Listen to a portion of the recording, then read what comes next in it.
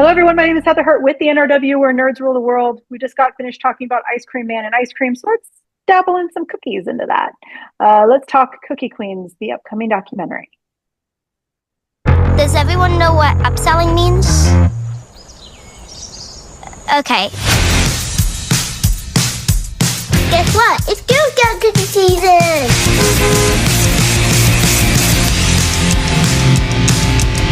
When you're selling Girl Scout cookies, you have to set your goals. My sister went to Europe, and that's where I'm going to. Very good salesperson, Olive. Oh, I'd like to be a Supreme Court justice. Oh. Every Girl Scout makes a goal and tries to accomplish it or go past it. Ah! Ow, that hurt. My goal is to get strong enough to pull that big wagon. Chugga, chugga, chugga, chugga, chugga. So cute. I feel like everyone has like a place in the troop. We usually start with a snack and a friendship circle. I met my best friend while selling Girl Scout cookies. I want to be the top seller. You have to beat your sisters. According to the numbers, we're not doing so well. We can't stop now. Jake, you buy some Girl Scout cookies? You're so close to 10,000. There's no stopping point.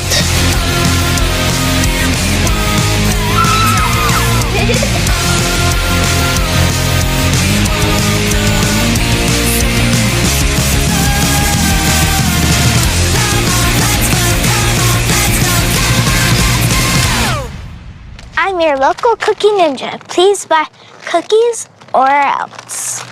Or else. Well, now I feel threatened. Have a nice day. All right, Cookie Queens features little girls Ara, Shannon Elizabeth, Nikki, and cookie expert. She's broken numerous awards, Olive. We'll talk about these kids in a second. I got to speak to Alysa Nahmias, who is the director and producer of the film. It was also produced by Gregory Kershaw, Michael Dweck, and Jennifer Sims, as well as the fucking royal family produced this goddamn film. But I do want to say that even though the royal family put their money into it, it was the same 5 people who went to every single one of these girls' homes, recorded them in totality.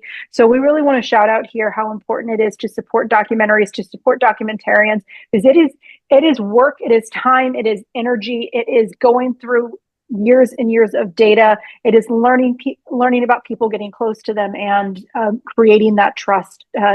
We always say on here that it takes a village to make a film, but in the case of documentaries, it takes a small family, and that is really, really important. So with that, Cookie Queens arrives in theaters on August 7th. P, you and I'm not going to do an initial reaction because you and I were kind of thrown an interview with this. Once again, I did get to speak to Alysa. But so let's just go right into the review. Thoughts? Well, I will say this came to our area. We live in the DC area, y'all. That's where we bring you NRW at DC Docs. And I was hoping to cover that as part of our DC Docs coverage, which I did quite a bit of because they brought a lot of great documentaries to DC Docs, this being one of them. And weren't able to make it work out. It eventually happened. And shout out to my pal Heather for getting that interview with Alysa. But yeah, reading the synopsis grabbed me though, because I don't know about you, Heather. I love me some Girl Scout cookies. And actually one of my questions I have that I want to throw back at you as part of this is, what are your top 3 Girl Scout cookies? Samoa's is number 1, so I don't care what you say. Yeah, I was excited about this. I love the concept. We actually wanted to get my daughter Madison into the Girl Scouts, but because she was in swim and also dance, there just wasn't enough time. As parents, shout out to all my fellow parents out there that get our children involved with activities to help them better themselves, to help them learn community, make friends, learn trades, learn just things, all the things, because Girl Scouts, you learn all kinds of things. Yeah, and I think my wife was a Girl Scout back in the day, or as a brownie. I think there brownies. There was like, isn't a brownie the same thing as like a Girl Scout? I I think thought with the like brownies were young the first girls, round. I think the brownies are the first round, right? They're the and little then Girl kids. Scouts like the next age up type of Yeah. troop, if you will. So yeah, um, it was just something that we wanted to get our children involved in. Yeah, we love Girl Scout cookies. Always support Girl Scouts whenever they're out there selling their cookies. And not just because we love the cookies, but it's a good organization, or at least what we know of. Because I've heard some things about the Boy Scouts about, and we won't even go there. But there's Great just documentary about that, though. There was a great documentary about that. yes, there is. But you know what I'm saying? You just want to support kids learning trades and learning how to better themselves and all that. So yeah, the concepts sound great, and the focus on these young women, young girls around the states, uh, going for the goals, which is very intriguing.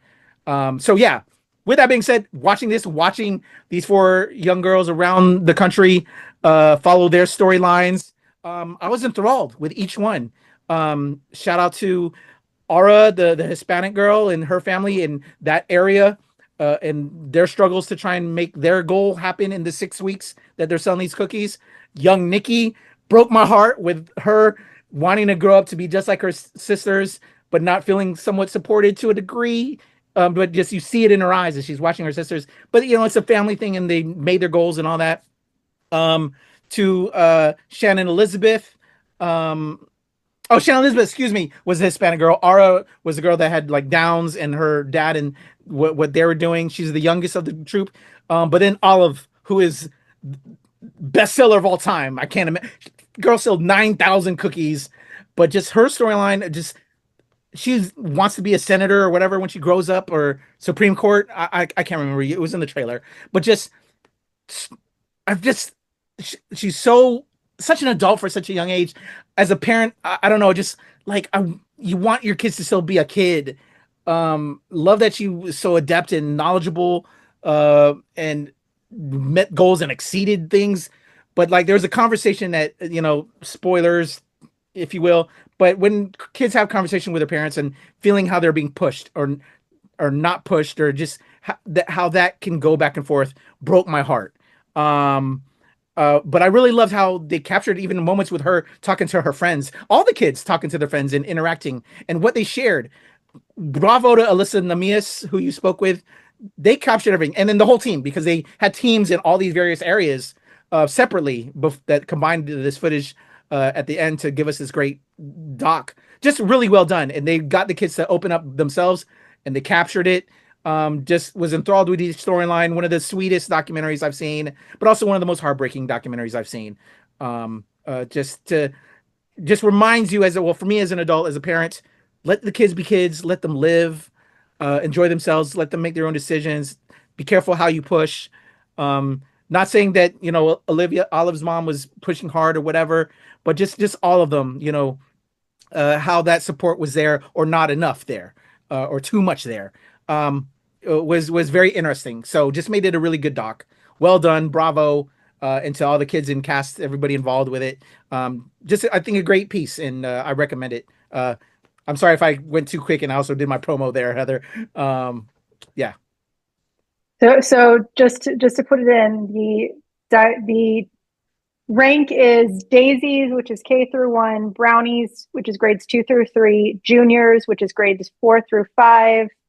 And hold on. So it's all Girl Scouts, but there's those levels, and that's what it's called within. Yeah, yeah. So it's daisies, which is first grade. It was kindergarten through first grade. Brownies, which is grades 2 and 3. Juniors, which is grades 4 and 5. Cadet, which is grades 6 through 8. A senior Girl Scout, which is 9 through 10, and then you have an ambassador at 11 through 12. Okay. That's what Heather. the grades are. Awesome. Okay, now hold on. Before we move on, Samoa's number 1 all day, every day. I don't care what you say. Thin Mints, then I guess Tagalongs. I'm trying to remember the other cookies. To me, it's Samoa's and Thin Mints all day, every day. But Samoa's are always number 1. What are your? Do you enjoy Girl Scout cookies? I do enjoy Girl Scout cookies, and actually, those are my top three. I actually don't eat any of the others. I'm not a big fan of Do-si-dos. There was we did try the s'mores ones this year. The s'mores were pretty good. Not my cup of tea. I'll stick to my Samoas and Thin Mints. I usually get tag-alongs, but my husband forgot to get me a box, so only he had a box this year, which is fine. Shout out to John. I know. But those are my top three. I prefer that. I won't deny that Thin Mints I was basic as fuck for a long time. But once you learn about how good coconut is you wake up real quick. It's guys, you might think you don't like coconut. That just means you haven't had good coconut. And for some reason, Girl Scouts got it right. Like they fucking got it right.